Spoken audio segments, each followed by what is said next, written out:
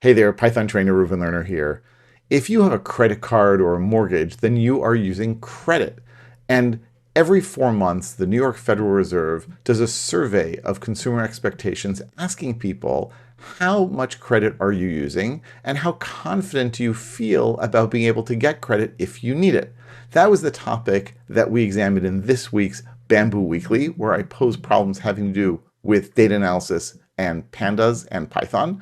And so what we're going to do in this video is go through the first two questions from the most recent Bamboo Weekly, learning a bit about the latest results from the New York Fed.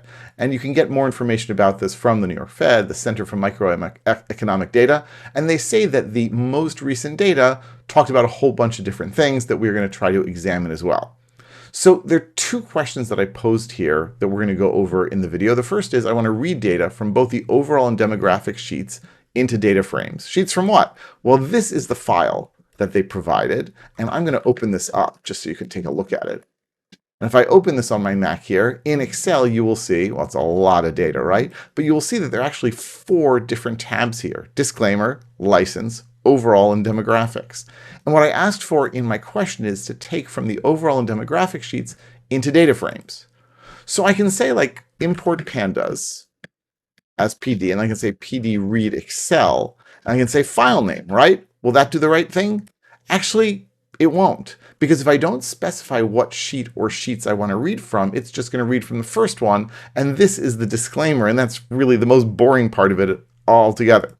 So what I really need to do is say sheet name equals, and then I can give it a list of what sheets I want. I can say here overall, and I want demographics. Those are the 2 sheets. Those are the 2 names of the tabs that I want. And if I run this, will it work? The answer is yes, it will work. But wait, what am I getting here? I actually get back a dictionary in which the name of each sheet is the key and the value is a data frame.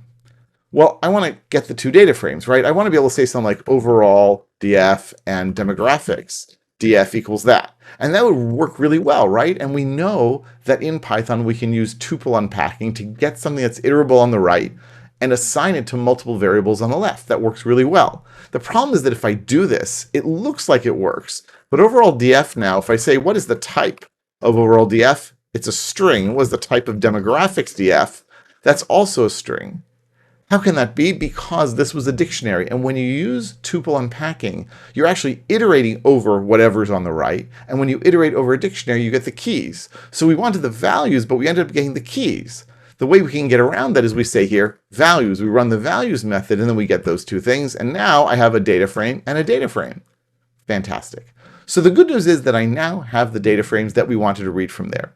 The bad news is that they're kind of messed up, that if I say, show me overall df, it looks kind of okay, right? But look at this, right? And we see that the first line there is being treated as the headers, and that's just not the case. Now, it turns out that because these are from the same document, they're going to have similar problems. So I can actually apply this to both of them. So I can say here, comment, I can say header equals 1. And what that means is that not the first row, the second row, because we're going to start numbering from 0.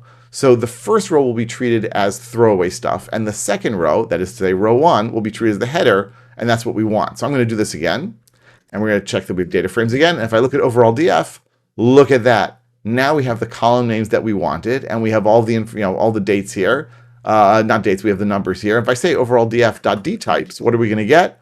Floats and objects, all good. And if I do the same thing for demographics df, we will get lots of information there too that we wanted. So we have successfully read this in. But if we go back to the question that I asked, I said in both cases, use the date as the index, parsing as a datetime value. Well, we have the date, but it's an integer. Why is it an integer?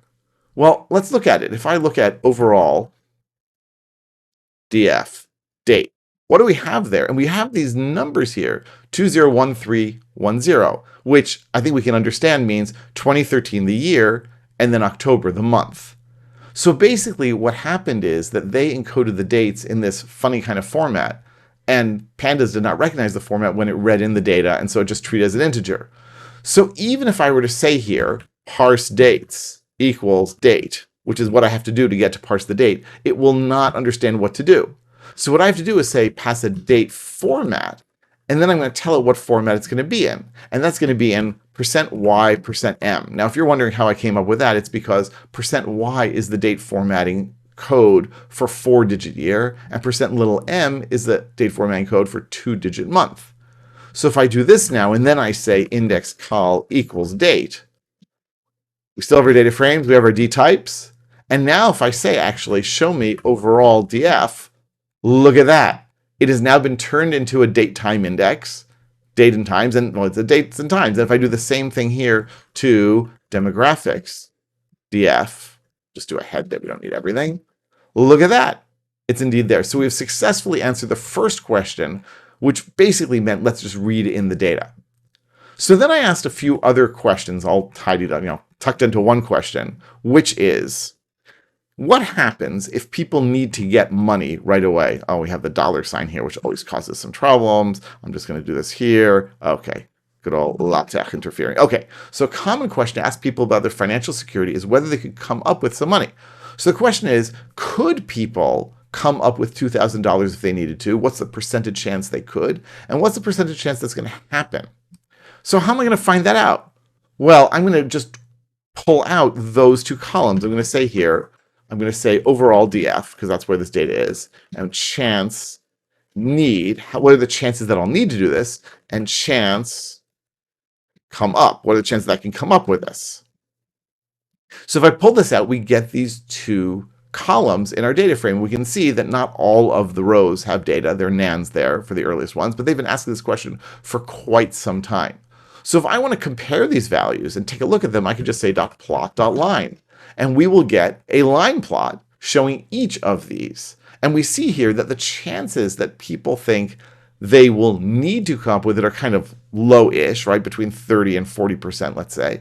And the chances that they could come up with it if they needed to are kind of high, between 60 and 70%, which sounds pretty good, right? Unless you flip that around.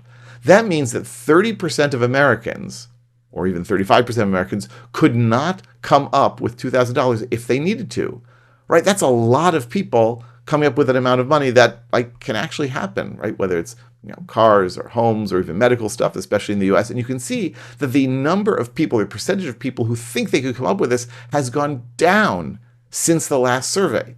So whereas before it was, 68% or something, I'm eyeballing it here, now it's closer to 62% or something, right? That is a little troubling there. And indeed, if we look here at overall DF of chance come up,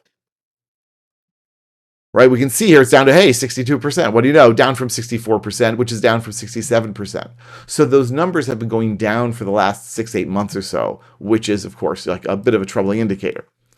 Well, the thing is, I said, right, I asked you, using the overall data frame, produce a line plot. We did that. What does this indicate? Well, we see. If we use subplots, does the clarity of the plot change? And what does that mean? Well, here, when we just do a plot.line, both lines are plotted on the same axes.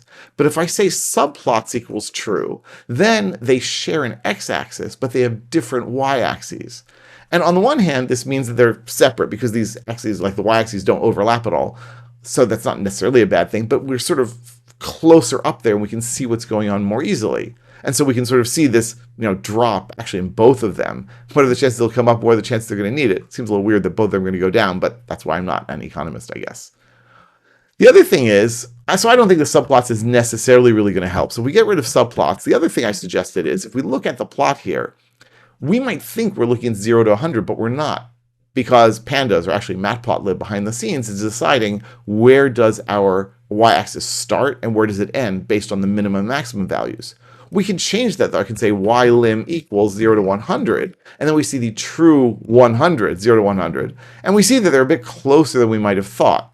That's there's a lot of room here, I guess, for people to be nervous or not be nervous, right? There's a lot of room here as well. But there is still a distance between the two lines. And playing with these different sorts of parameters is great in that the whole point, of course, of a plot is to make the data come alive, to make it clear either for yourself or for people to whom you're speaking and presenting the data.